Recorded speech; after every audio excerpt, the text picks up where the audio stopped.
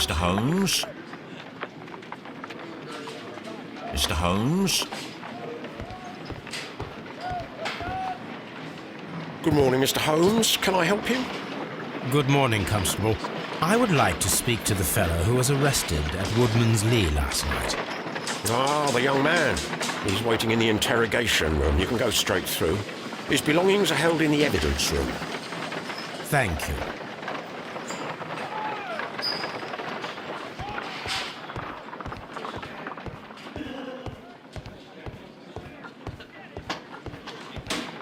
At your service, Mr. Holmes.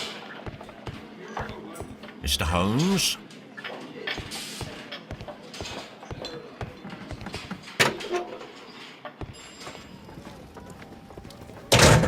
These are the suspect's belongings.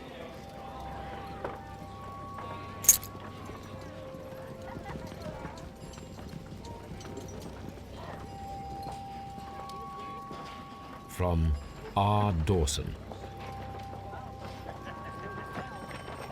To my friend and partner, 1883. Dawson. I've seen this name before. Perhaps my archive holds the answer. A handkerchief with the initials JHN. A pocket knife. It was used to force the door of Peter Carey's cabin. The notebook that we found on Peter Carey's cabin floor. These abbreviations mean something, but what?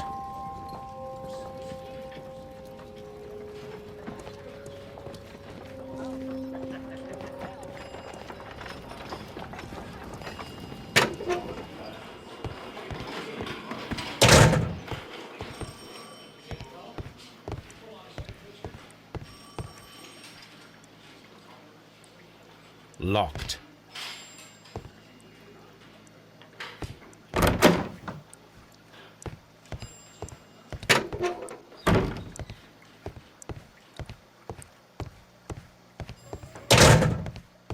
Mr. Holmes?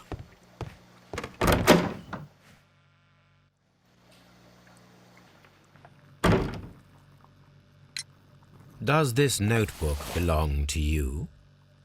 Yes. But where did you find it? I did not know...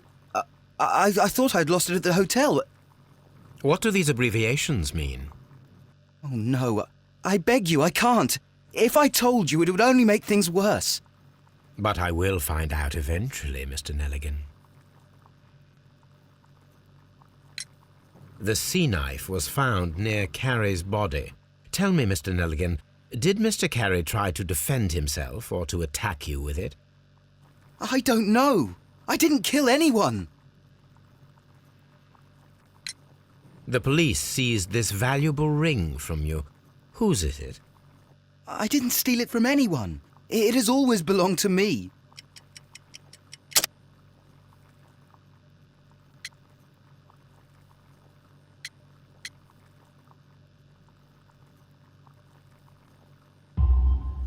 The ring's date of engraving is many years ago. You would have been a child then, hardly in any position to receive such an item from a partner.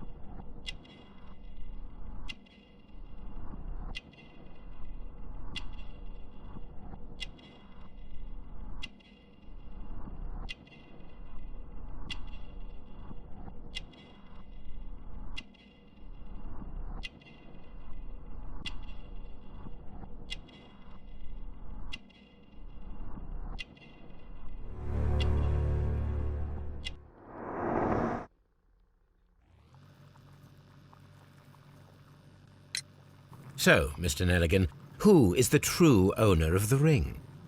The ring is mine.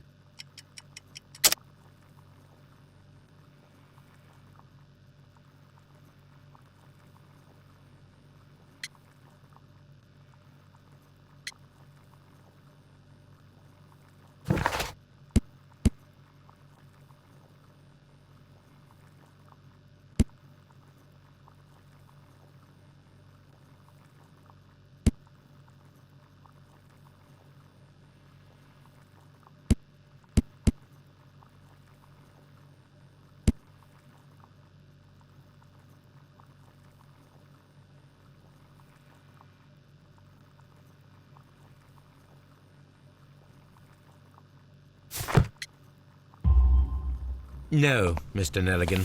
I believe that the ring had belonged to your father. Oh, but how do you know?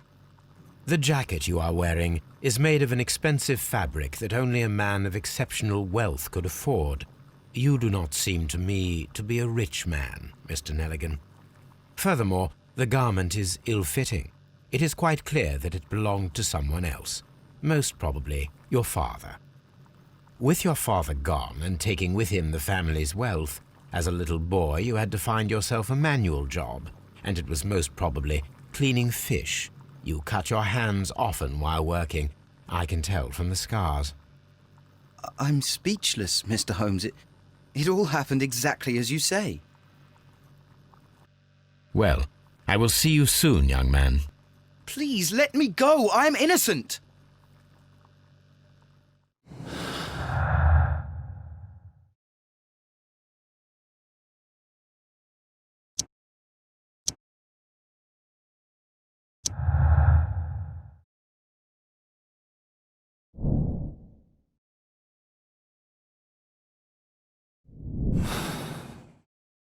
I need to stage a reconstruction. I am sure that Watson would be happy to oblige.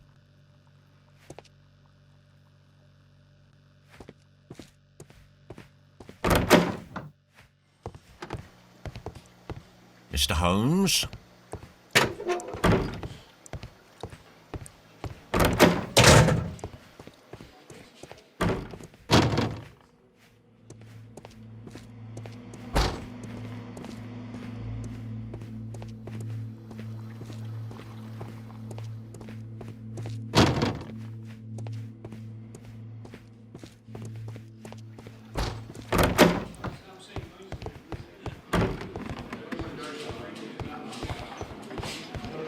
Mr. Holmes?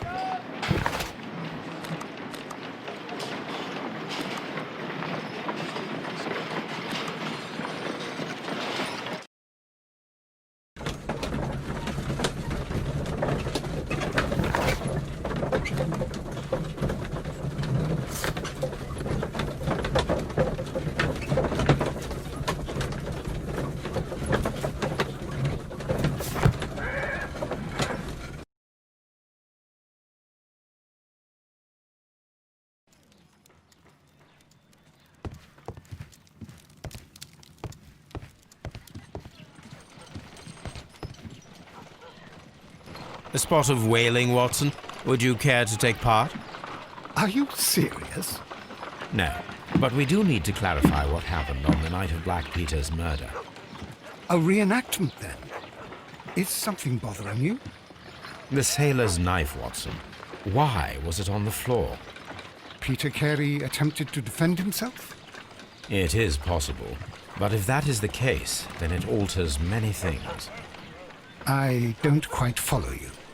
Tell me, my friend, what is the animal closest to man, morphologically, I mean? Ah, I see what you're getting at, Holmes. You asked me that once before. On the Ripper case, I believe. Do you want to slit some more pigs' throats? No. Thank goodness for that. I wish to impale one with a harpoon. Wonderful. Watson, let us pay a visit to our butcher friend in Whitechapel. We require the carcass of a well-fed pig. And the harpoon? One of the harpoons on the wall of Black Peter's cabin should do quite nicely.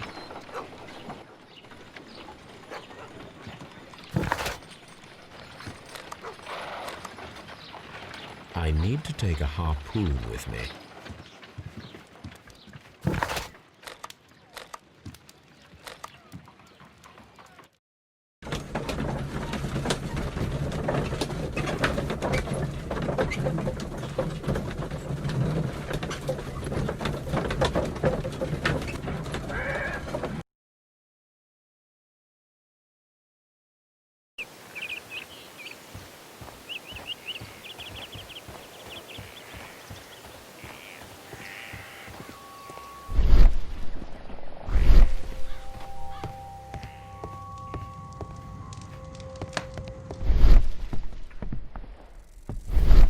That should do it. Now I am ready for the experiment.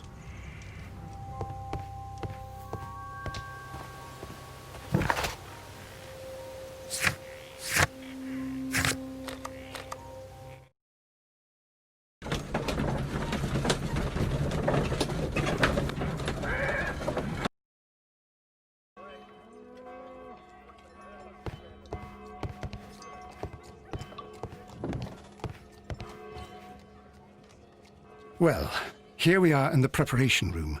I can't say that I like the smell of it much. What do you intend to do? To indulge myself in a little experiment. The challenge of lancing a pig's carcass with a heavy harpoon. A little experiment? Stand aside, Watson. This might be dangerous. I am not well practiced in this exercise. Yet. Holmes, you should aim...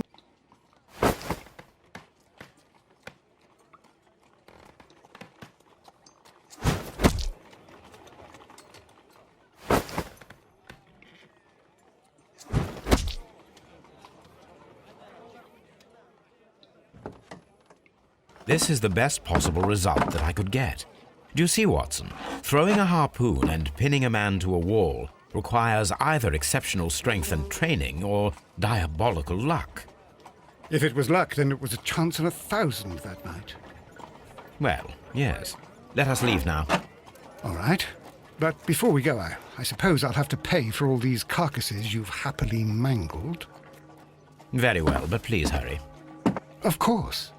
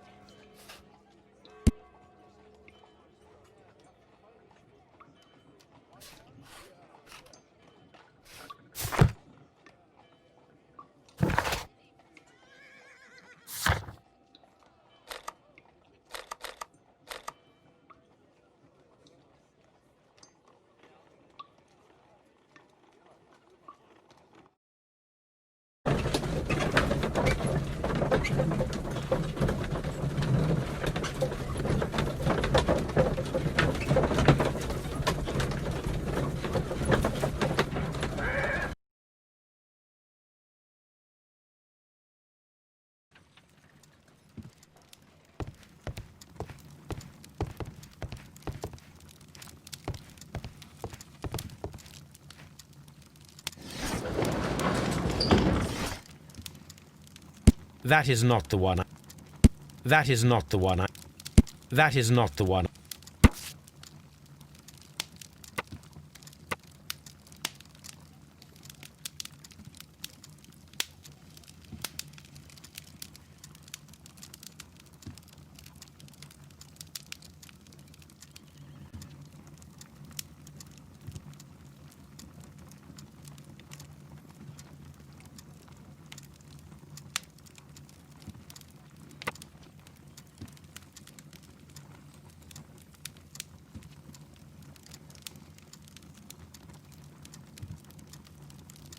Here it is. Now I begin to understand that young man's story, but I am still unclear as to what connects him with the murder. It is time to ask him.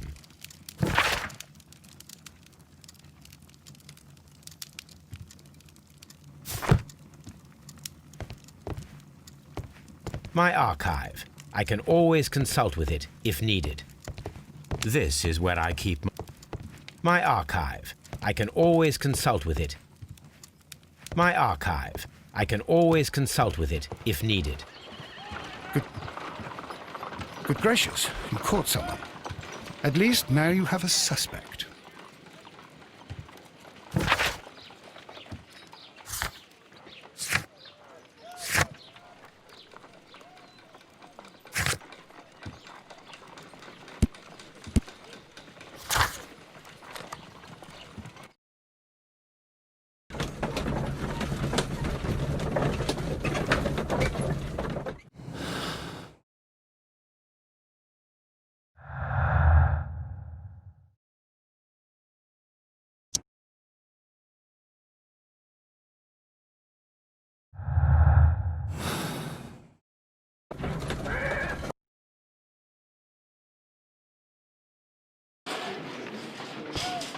Mr. Holmes?